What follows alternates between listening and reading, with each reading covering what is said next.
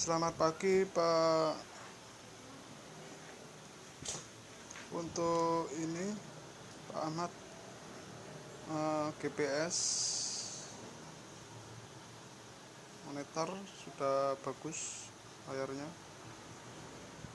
cerah ya, baru.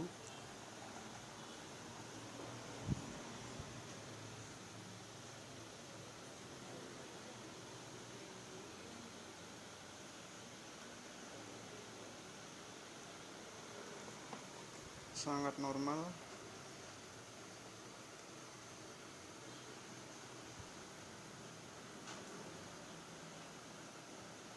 Tampilannya sekarang lebih keren.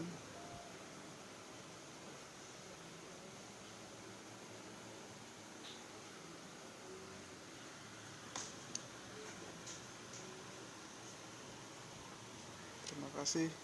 Dan untuk yang ini tidak bisa. Ini satunya tidak bisa.